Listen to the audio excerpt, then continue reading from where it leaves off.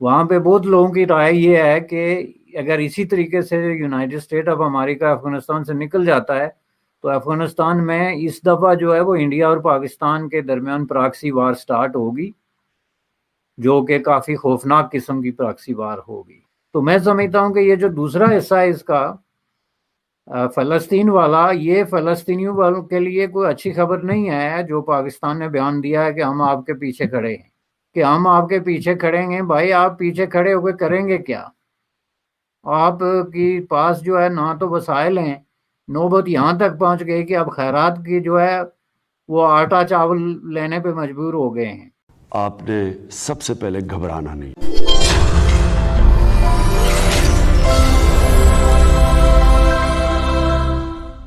دوستو، پروگرام کا آغاز کریں گے عمران خان صاحب کے اس بیان کے ساتھ۔ یہ میں بار بار کئی دفعہ سنتا ہوں کہ جی پاکستانی بات چیت شروع کر دی ہے ہندوستان سے یا پتہ نہیں کیا کر دیا۔ میں آپ کو ایک واضح چیز کہنا چاہتا ہوں، جب تک ہندوستان واپس نہیں جاتا جو 5 اگست کو انہوں نے قدم اٹھائے ہیں اور جو کشمیر کے اوپر جو انہوں نے اسٹیٹ ہوڈ لی ہے، جب تک واپس 5 اگست کے اوپر واپس نہیں جاتا، پاکستان کی حکومت کوئی ہندوستان سے بات چیت نہیں کرے گی۔ سر، آپ نے عمران خان صاحب کا یہ لیٹسٹ بیان سنا۔ وہ کہہ رہے ہیں کہ جب تک ہندوستان 5 اگست کے فیصلے پر واپس نہیں چلا جاتا تب تک ہماری کوئی ہندوستان سے بات نہیں ہو سکتی ہے۔ پچھلے ہفتے ندیم ملک جو کہ پاکستان کے ایک بہت بڑے صحافی ہیں، انہوں نے شاہ محمود قریشی کا انٹرویو کیا۔ شاہ محمود قریشی سے پوچھا کہ اس وقت جو رو کے چیف اور ISI کے ہیڈ آپس میں مل رہے ہیں، بیک چینل ٹاکس ہو رہی ہیں، اس کے بارے میں آپ کیا کہیں گے؟ تو شاہ محمود قریشی نے جواب دیا کہ میں اسے بیک چینل ٹاکس بالکل نہیں کہوں گا، میرے خیال میں یہ تبادلہ خیالات ہے اور وہ ایک دوسرے سے صورتحال کو آگاہ کر رہے ہیں۔ آپ کیا سمجھتے ہیں کہ عمران خان صاحب کی جو آج کی سٹیٹمنٹ ہے،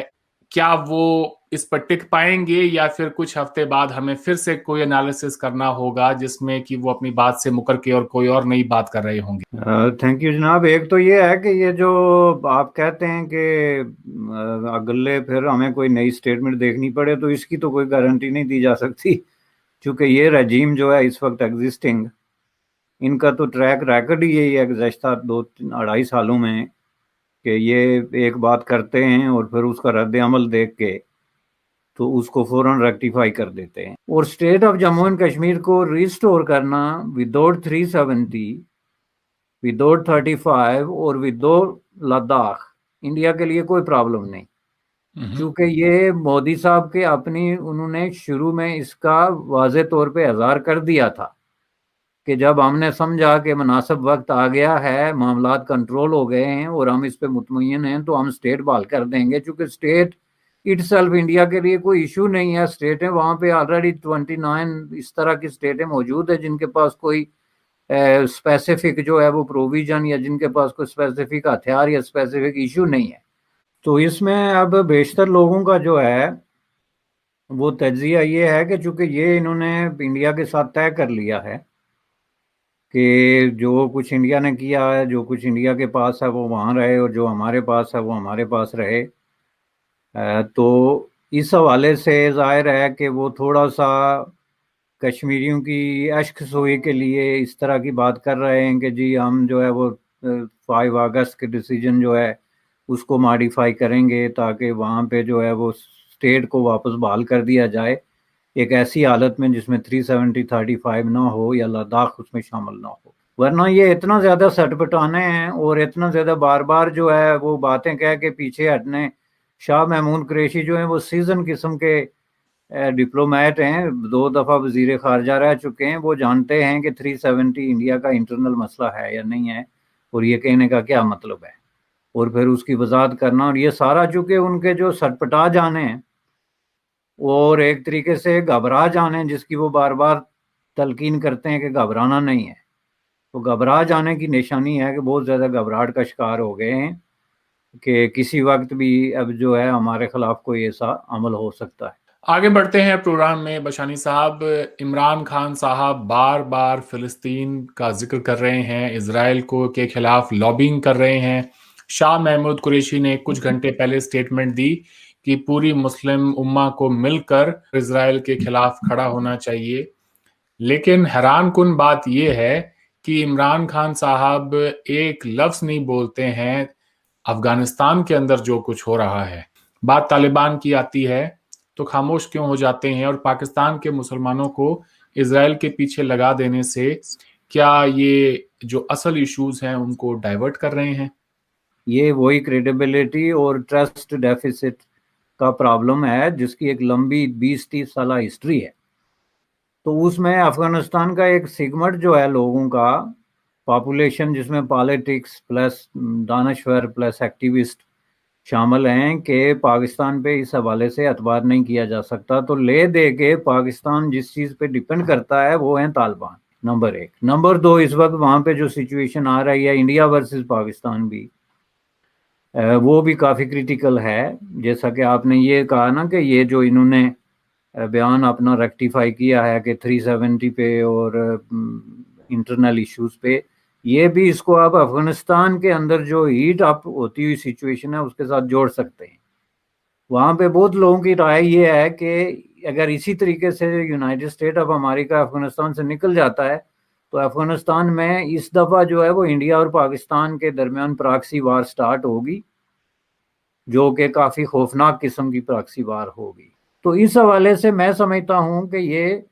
سمجھنے کی بات ہے کہ پاکستان اس طرح کی کوئی مذمت کرنے کے لیے تیار نہیں ہے,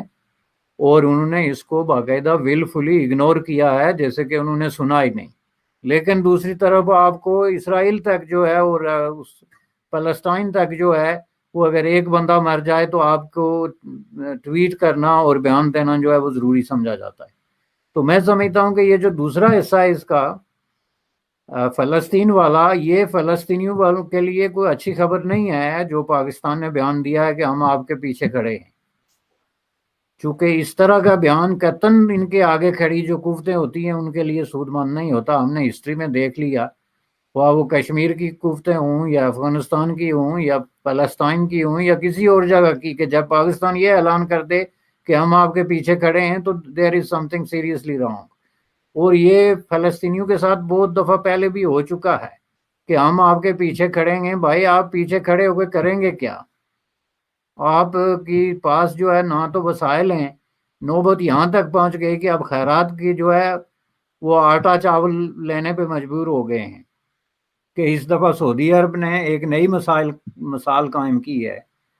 کہ ان کو جو ہے چاول دیے ہیں زکوٰۃ کے, جن پہ وہ باقاعدہ لکھا ہوا ہے ان کے اوپر, جو ان کے باکسز وہ جو ہیں کیا کہتے ہیں ان کو آپ, بیگز, ان کے اوپر باقاعدہ لکھا ہوا ہے کہ یہ زکوٰۃ کا سامان ہے اور کنگڈم آف سعودی عربیہ کی طرف سے دیا جا رہا ہے. ایک طرف یہ حالت ہو کہ آپ جو ہے وہ بالکل پیسے کے محتاج ہوں اور اس بات کو تسلیم کرتے ہوں کہ اگر سعودی عرب اور یونائٹڈ عرب امریٹس ہماری مدد نہ کرتی تو ہم دیوالیہ ہو چکے ہوتے.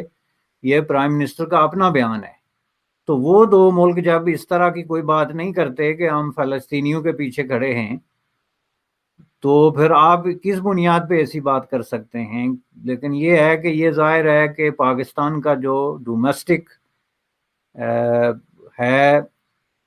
لوگ ہیں, رائے عامہ ہے, اس کے لیے یہ چونکہ ایک بہت بڑی ایک تھرلنگ قسم کی